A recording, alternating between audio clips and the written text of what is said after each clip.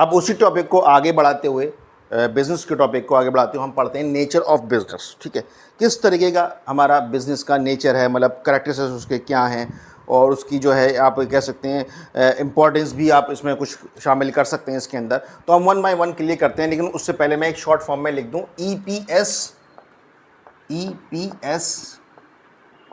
DPU, ये याद कर लीजिएगा। ठीक है, ये एक शॉर्ट फॉर्म लिखी है मैंने EPS, इससे इसमें आपके 6 पॉइंट्स आएंगे, और 6 के 6 पॉइंट्स अगर आप याद करना चाहेंगे तो आपको आसानी से याद हो जाएंगे। और इसको डिस्कस करते हैं वन बाय वन कर कर।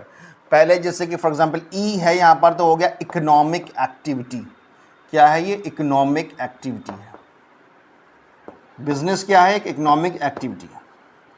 It means we are thinking about the profit, selling of goods and services, distribution of goods and services, production of goods and services to earn a profit. ठीक है, हम profit के बारे में सोच रहे हैं, that's why it is called the economic activities. तो E stands for economic activity, P stands for production of goods and services. दूसरा पॉइंट है production of goods and services, goods and services. Second point का मतलब है, यानी that means in the business production हो रहा है किसी भी गुड्स का या सर्विसेज का। अब सर्विसेज जस्ट लाइक मैं आपको पढ़ा रहा हूँ एज अ टीचर, तो ये मेरी क्या है? सर्विसेज है। प्रोडक्शन का होता तो मैं कोई ना कोई चीज़ बना रहा होता, चाहे मोबाइल हो, कार हो, छोटी मोटी चीज़ हो, कुछ भी, मैं प्रोडक्शन कर रहा होता। तो production of goods and services part of the nature of the business. जितना बड़ा आपका बिजनेस होगा उतना ही बड़ा आपका प्रोडक्शन लेवल होगा, उतनी ही बड़ी आपकी सर्विसेज होगी। ठीक है, अब आते हैं नेक्स्ट एस पे, सेल। एस फॉर सेल या exchange, sale of goods and services, sale of goods and services.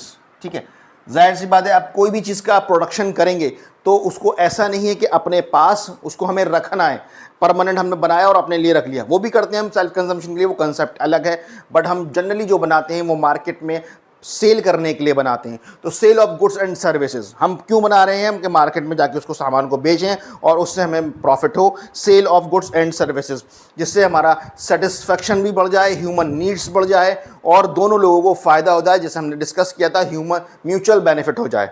अब आते हैं नेक्स्ट पर, डी जो है, D stands for dealing of goods and services. D for dealing of goods and services, dealing of goods and services. यानी business क्या कर रहा है? गुड्स में और सर्विसेज में डील कर रहा है। यानी या तो वो बना रहा है कोई चीज़, प्रोडक्शन ऑफ जो विजिबल गुड्स हैं, जो हमें दिख रहे हैं, जिसको हम टच कर सकते हैं, उसमें डील कर रहा है, और सर्विसेज में जैसे लाइक हम हाउस होल्ड एक्टिविटीज़ कर रहे हैं, डॉक्टर्स हैं, इंजीनियर्स हैं, लॉयर्स हैं, उसमें वो डील कर रहा है। यानी वो इनविजिबल चीज़ें हैं जिसको हम महसूस करते हैं, लाइक बैंकिंग है, बैंकिंग इज कॉल्ड सर्विसेज। ठीक है, बैंकिंग क्या है? सर्विसेज का पार्ट है। आप बैंक, और पूरा बैंक क्या है? It is a type of the business activity.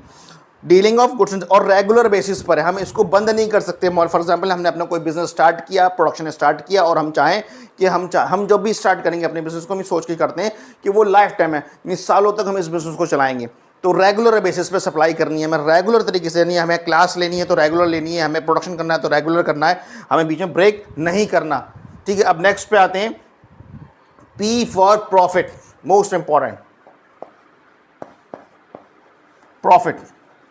यानी किसके फायदे, किसके बारे में हम सोच रहे हैं? पैसे के बारे में सोच रहे हैं। यानी हम जो भी काम कर रहे हैं, जो भी एक्टिविटीज़ कर रहे हैं, जो भी हम करेंगे, वो क्या है? प्रॉफिट, जिसमें प्रॉफिट होगा, फ़ायदा करने के बारे में सोच रहे हैं। यानी जो हम बिजनेस एक्टिविटीज़ कर रहे हैं, चाहे वो सर्विसेज दे रहे हो, चाहे वो गुड्स बना रहे हो, उसमें प्रॉफिट के बारे में सोच रहे हैं। If there is no profit, almost there is no survival in the business. तो profit is very very necessary. ठीक है, नेक्स्ट आते हैं U, U for uncertainty, uncertainty, uncertainty of, आप रिस्क भी कह सकते हो, अनसर्टेनिटी ऑफ के आगे आप जो है बेसिकली रिस्क ही लगाया जाता है। तो अनसर्टेनिटी ऑफ रिस्क, रिस्क के बारे में आपको कुछ नहीं पता इसके बारे में कि फ्यूचर में क्या होगा, क्या कंडीशंस होगी, कि जो हमने प्रोडक्ट लॉन्च किया वो चलेगा नहीं चलेगा, जो बिजनेस हमने स्टार्ट किया वो चलेगा नहीं चलेगा। तो हम बिजनेस को अनसर्टेन, जो हमें फ्यूचर में कुछ नहीं पता, हमें नहीं मालूम फ्यूचर में क्या होगा, टेस्ट एंड प्रेफरेंस चेंज होगा कस्टमर का, टेक्नोलॉजी चेंज हो जाएगी, गवर्नमेंट पॉलिसीज चेंज हो जाएंगी, वट एवर नेचुरल क्लाइमेटीज भी हैं। तो business totally based on risk, business में रिस्क ही बहुत कुछ है, क्योंकि अगर हम रिस्क लेना सीख जाएंगे तो हम बिजनेस करना सीख जाएंगे। तो रिस्क इज़ इम्पॉर्टेंट, ठीक है। अब रिस्क कई तरह के होते हैं, टेस्ट एंड प्रेफरेंस भी होता है, कस्टमर का टेस्ट चेंज हो गया, फैशन चेंज हो गया, गवर्नमेंट की पॉलिसी चेंज हो गई, ठीक है, टेक्नोलॉजी चेंज हो गई, these types of the risk, ठीक है। ये थे अब नेचर ऑफ बिजनेस। कोई समझना है, कोई भी डाउट हो तो आप मुझसे कमेंट करके पूछ सकते हैं। Okay, thank you.